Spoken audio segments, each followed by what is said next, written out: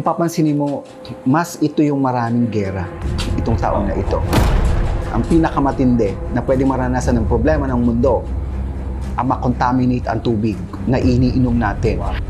Ngayon, malaki ang pagkakataong tumakbo ulit. ni Sara bilang presidente by 2028. Kasi may nakikita na baka pumasok na ang World War III talaga tung December na ito. Na meron darating talagang big one at kailangan nyo maghanda sa big one na yun. Magpapalit tayo ng bagong presidente. Joby, kumusta ka? Okay lang. Okay naman. Medyo kagagaling lang sa, alam niyo na, Oo nga. diba?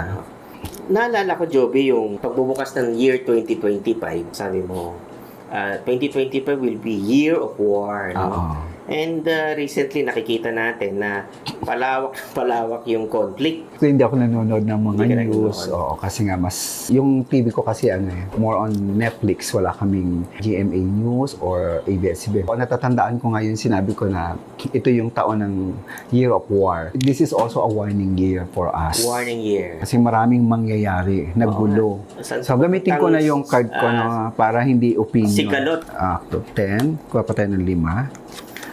Kasi gusto ko makita talaga kung saan papunta. Pero sa akin, ang dami ko nang nakikita sa panaginip ko na talagang ang kalangitan mapupuno ng parang mga apoy na bumabagsak sa tao. At ang dami-dami nagtatakbuhan. So, devil card. So, ito yung itong natin. May mga papasok pa. Sabihin may mga makikisaw-saw pa. May sasali So, pa. meron pang devil card. Sabihin, meron pang mga imbis na manahimik, medyo mas palalawakin pa. Maging vigilante siguro muna. Kondisyon din ng isang parang pagdating ng isang lalaki na parang siya magiging sentro ng kaguluhan din. Itong lalaking ito na medyo may posisyon, medyo kilala na parang siya magiging hudyat. Napapasok na talaga yung kaguluhan. Malungkot kasi medyo nakikita ko ang daming dadanas, ang daming mga problemang darating. Sana masolusyonan sa loob ng 2 buwan. Sana sa loob ng 2 buwan. Kasi dito, ang takbo ng mga kaguluhang ito, tumatakbo ng 2 buwan.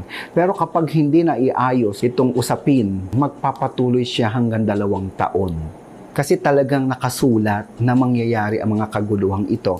At after nito, ang isang pagbabago, no? Magiging maayos. Kumbaga parang not reset, parang rebirth ng mundo, ating global economy, maapektuhan yon. Magkakaroon na rin dito gaya ng medyo pag-hold ng mga, siguro yung mga oil, yung mga something. At ito pang pangit na nakikita ko, yung buong mundong kadiliman, abalutin ng kadiliman, kumbaga parang may, blackout. Darkness. Yung ating mga electricity, yung mga Power shut. magsha-shutdown. Pakipaliwanag mo nga, Joby, itong sinasabi mong darkness, no? O kasi may prophecy din na may period of darkness na darating. Hindi na ipapaliwanag. Sabi nila, epekto ng isang comet na babagsak sa Earth or pwedeng nuclear war or mag-shutdown ng mga power plant. Ito yung maraming warning sign na nga tayo. Yan yung mga iba't ibang makikita nyo mga sign sa kalangitan. Which is marami nang nakikita ngayon sa iba-ibang panig ng mundo ng mga sign na kakaiba na hindi ma-explain ng science, di ba? Baka magkaroon tayo ng power, shutdown. Kasi makaka-apekto nga yung gulo, yung war na nangyayari. So, yung meteor na sinasabi mo, may paparating na yun, pero hindi pa nila malaman kung kailan talaga papasok o babagsak. Yun yung science kasi yan, ano? So, when it comes to science, syempre hindi ko na pakikialam, science yan eh. So, abangan na lang natin kung talagang may babagsak na meteorites dito o meteor na napakalaki daw na magsasanhinga daw talaga ng total, sabi nila, darkness, no? Sa generasyon ngayon, yung iba nga ayaw na ayaw maabutan yung ganitong kaguluhan na maaaring maganap.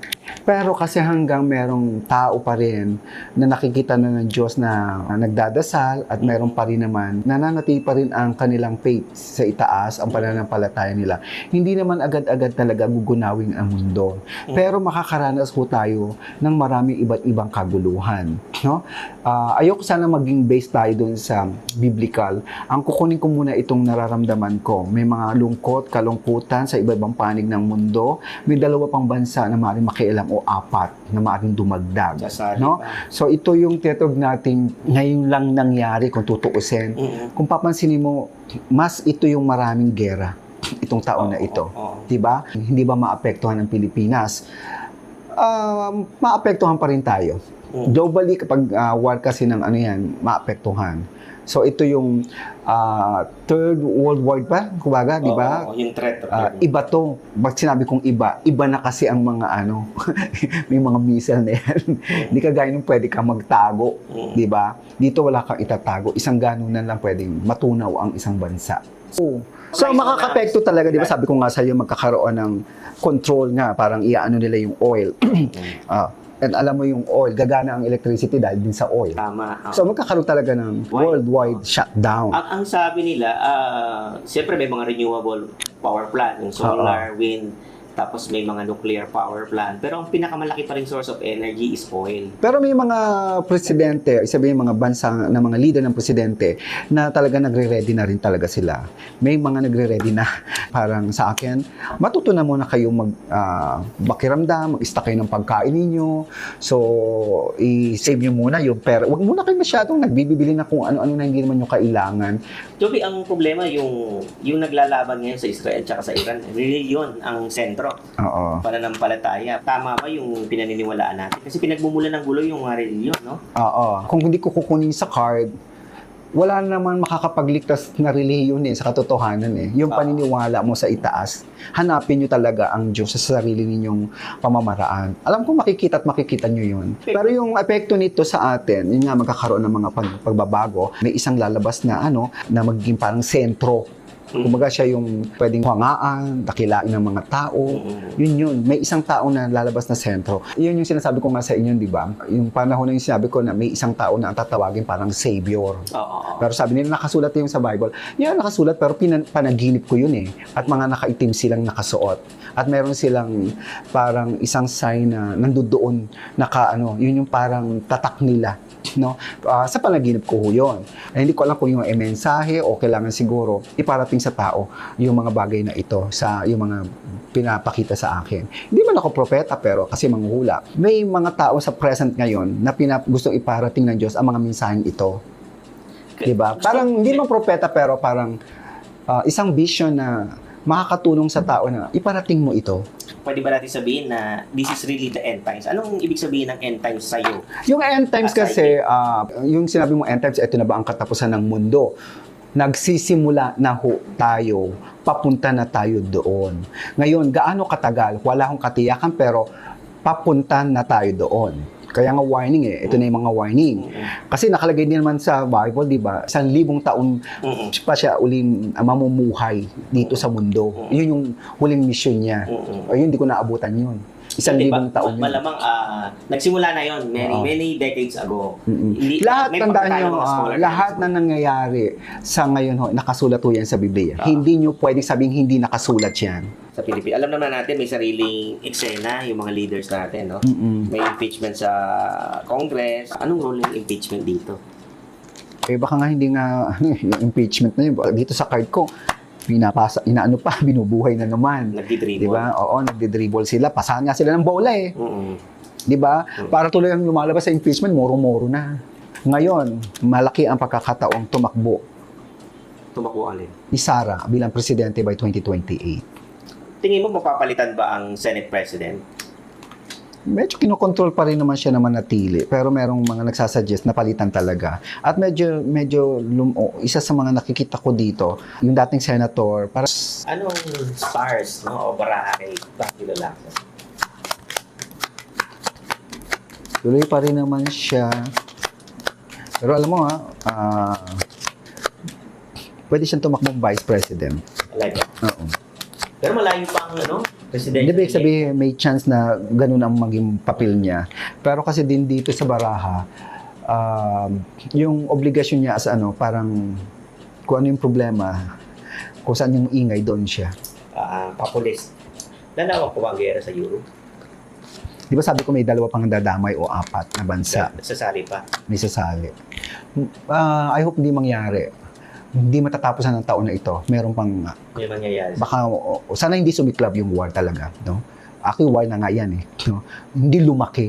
Kasi may nakikita na baka pumasok na ang World War III talaga tong December na ito. Pero, Sana wag mangyari. sana mali ako. Sana. No? Di ba? Sabay-sabay. Ito yung iba ang energy ng taon na ito. Siguraduhin ko sa inyo, iba. Preparation, sa akin kasi, not physically, preparation with the relationship with God, preparation with your spirit.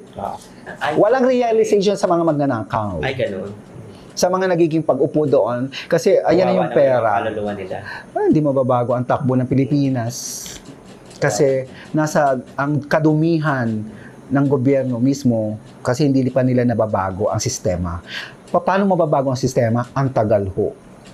Generation. Dalawang presidente pa bago mabago ang sistema ng bansa. At ang susunod na presidente, hindi pa yung susunod. Ibig sabihin, may isang nakikita, yung isang yon.